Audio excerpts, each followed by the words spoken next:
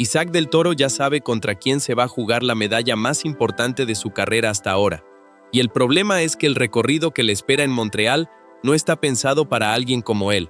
Está pensado, casi trazo por trazo, para el hombre que acaba de ganarle el Tour de Francia.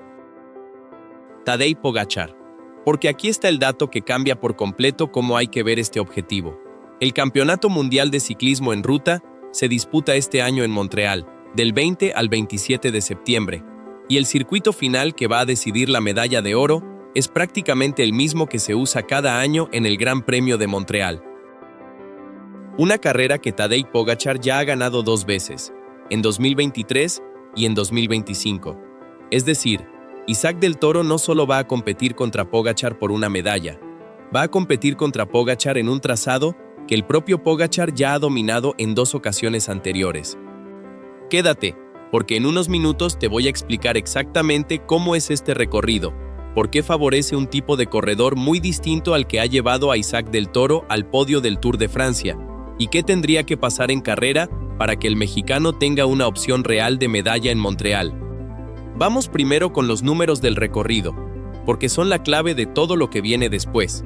La prueba en línea masculina recorre 273 kilómetros, arrancando en Brossard, al sur de Montreal, para terminar con un circuito final centrado en el Mont Royal, 13,4 kilómetros por vuelta, con 269 metros de desnivel positivo cada vez que el pelotón pasa por él. No es un puerto de alta montaña como los que decidieron el Tour de Francia.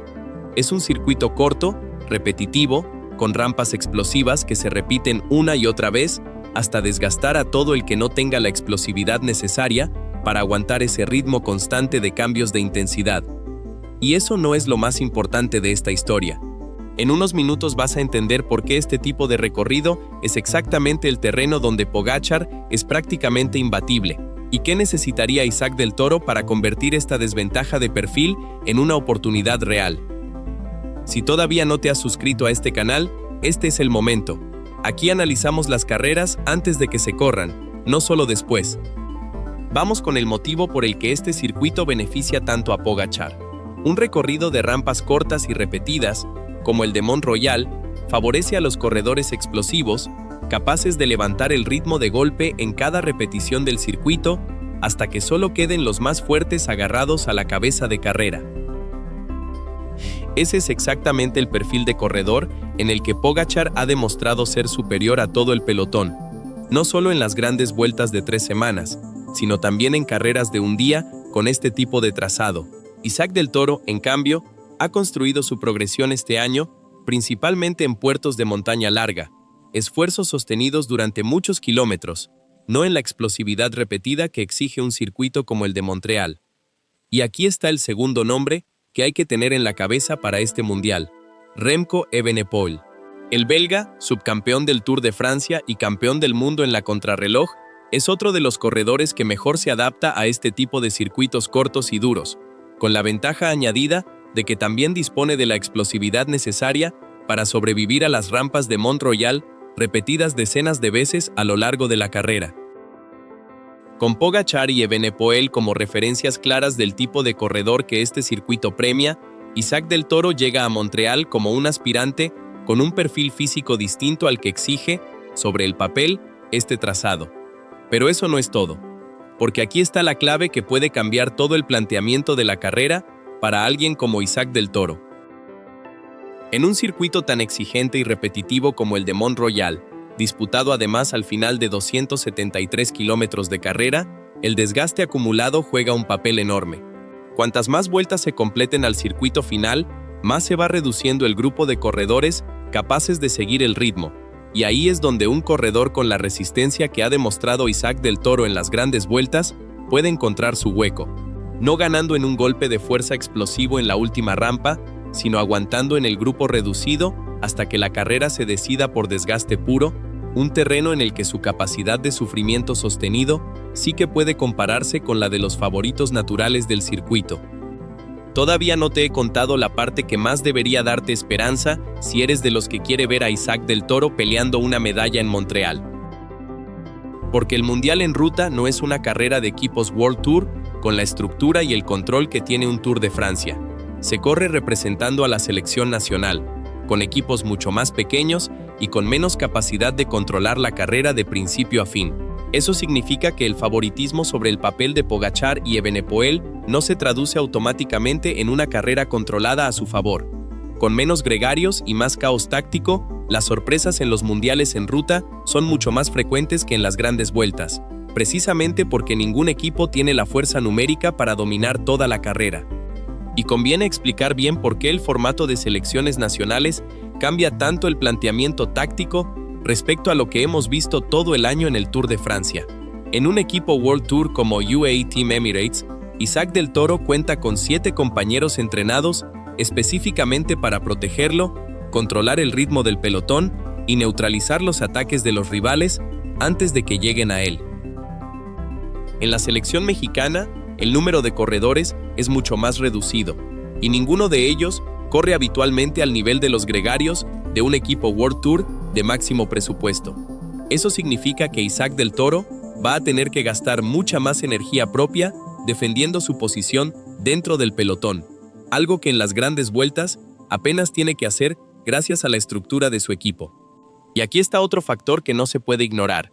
La propia selección de Eslovenia, con Pogačar como líder indiscutible, sí que va a llegar a Montreal con un equipo nacional construido casi por completo alrededor de un solo objetivo: ganarle el oro a su corredor estrella.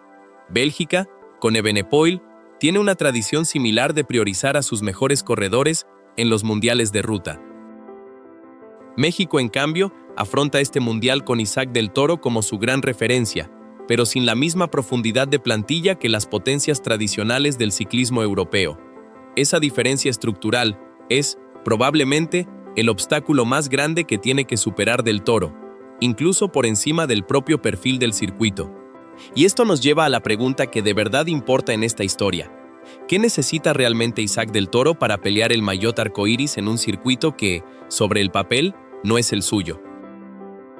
Necesita, primero, que la carrera se desgaste al máximo posible en las primeras vueltas del circuito, reduciendo el grupo de cabeza antes de la fase decisiva. Necesita, segundo, llegar a esa fase final con piernas frescas después de haber gestionado con inteligencia un desgaste de más de 270 kilómetros. Y necesita, tercero, que la selección mexicana consiga organizar una táctica de equipo que le permita llegar al tramo decisivo protegido, algo mucho más difícil de lograr con una estructura nacional que con el respaldo de todo un equipo World Tour detrás. Y hay otro elemento táctico que puede jugar a favor de Isaac del Toro, precisamente por esta falta de estructura de equipo. En carreras donde ningún país tiene la fuerza numérica para controlar el pelotón de principio a fin, suelen formarse escapadas y grupos de corredores de distintas selecciones que deciden colaborar entre ellos para intentar llegar lejos. Si Isaac del Toro consigue meterse en un movimiento de ese tipo en el momento adecuado, rodeado de corredores de otras selecciones con intereses compartidos, podría evitar tener que depender exclusivamente de la fuerza de la selección mexicana para llegar con opciones a la fase decisiva del circuito de Mont-Royal. Justo cuando crees que ya lo sabes todo sobre este objetivo, hay un dato más que conviene no perder de vista. Después de este Tour de Francia, ya sabemos que UAE Team Emirates decidió dejar a Isaac del Toro fuera de la Vuelta a España precisamente para que llegara fresco a este mundial. Eso significa que, a diferencia de Pogačar, que va a llegar a Montreal después de disputar la Vuelta a España, Isaac del Toro va a presentarse en el circuito de Mont-Royal con piernas mucho más descansadas, en una carrera donde el desgaste acumulado de toda la temporada pesa tanto como el perfil del recorrido. Esa diferencia de frescura podría terminar siendo el factor que compense la desventaja de estilo frente a los favoritos naturales del trazado. Así que volvamos a la pregunta del principio, la que te hice al comienzo de este video. Isaac del Toro ya conoce el terreno y a los rivales que le esperan en el Mundial de Montreal, un circuito diseñado casi a medida para Pogačar, con Evenepoel como la otra gran amenaza confirmada, y un perfil de carrera que no es, sobre el papel, el suyo. Pero con piernas frescas gracias a su ausencia en la Vuelta a España y con la imprevisibilidad que caracteriza a cualquier mundial en ruta disputado por selecciones nacionales en lugar de equipos World Tour, la pregunta de si puede pelear una medalla en Montreal sigue completamente abierta. Y conviene recordar lo que está en juego, Más allá de la medalla en sí, el maillot arcoíris de campeón del mundo no es un premio cualquiera dentro del calendario. Es el único maillot que un corredor puede llevar durante toda la temporada siguiente en cualquier carrera del calendario, incluidas las grandes vueltas. Para un corredor de la proyección de Isaac del Toro, ganar en Montreal no solo significaría una medalla histórica para México, significaría empezar la temporada 2027, justo cuando su nuevo contrato con UAE hasta 2031 ya está en marcha, vistiendo el maillot más reconocible de todo el pelotón mundial. Ese contraste, el corredor que hace apenas 2 temporadas era gregario, subiendo a lo más alto del palmarés individual del ciclismo mundial, es exactamente el tipo de historia que este objetivo tiene guardada si todo sale bien en Montreal. Y aunque el favoritismo sobre el papel siga estando del lado de Pogačar y Evenepoel, conviene no olvidar que Isaac del Toro ha pasado toda esta temporada superando exactamente este tipo de pronósticos. Nadie lo daba como favorito al podio del Tour de Francia antes de que empezara la carrera, y terminó siendo el primer mexicano de la historia en conseguirlo. Si algo ha demostrado este corredor en los últimos meses, es que el perfil sobre el papel no siempre determina el resultado final, sobre todo cuando se trata de un competidor capaz de sostener el sufrimiento durante carreras larguísimas, mejor que casi cualquier otro corredor de su generación. Si esta historia te ha dejado pensando en cómo se prepara de verdad un objetivo como este, imagina lo que vas a encontrar en los próximos videos de este canal según se acerque la fecha. Aquí no solo te contamos los resultados, te contamos por qué pasan las cosas antes de que pasen. Suscríbete y no te pierdas la previa completa del Mundial de Montreal, porque a Isaac del Toro todavía le queda demostrar si puede ganarle a Pogačar en su propio terreno.